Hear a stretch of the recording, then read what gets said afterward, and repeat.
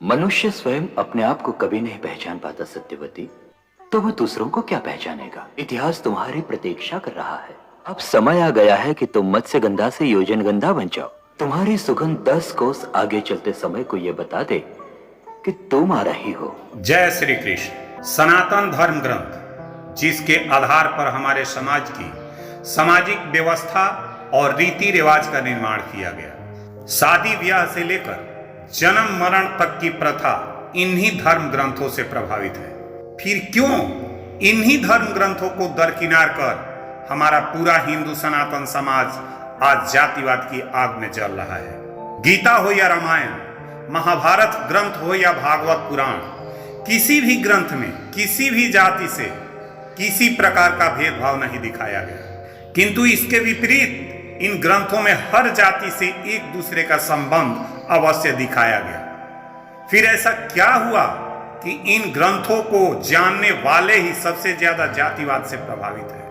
आज हम इन्हीं धर्म ग्रंथों से ऐसा गूढ़ रहस्य बताने जा रहे हैं जिसे सुनकर आप सभी यह जरूर कहेंगे, जातिवाद तो कुछ होता नहीं, अगर कुछ होता है तो वह है मनुष्य का संस्कार।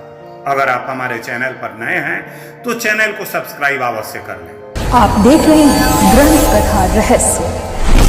महाभारत ग्रंथ यानी द्वापर युग की कहानी। इसी युग के बाद कलयुग का प्रारंभ हुआ था। महाभारत युद्ध से पहले स्वयं भगवान श्री कृष्ण ने 16,000 युवतियों से उस समय विवाह किया जब एक राक्षस नरकासुर ने अमरत्व प्राप्त करने हेतु 16,000 युवतियों की बलि चढ़ाने के लिए उनका अपहरण कर लिया था।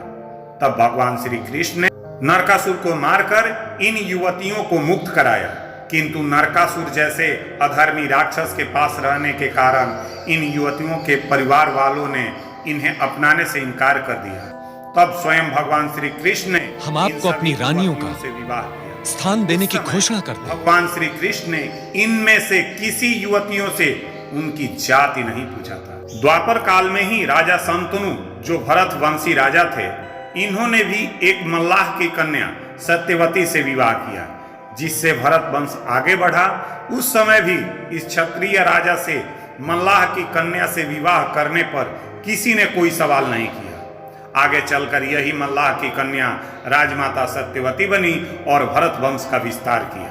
पांडुपुत्र भीम ने भी उस समय के जंगलों में रहने वाली जनजाति की कन्या हिडिंबा से विवाह किया, जिससे महाबली घटोत्कच का जन्म हुआ।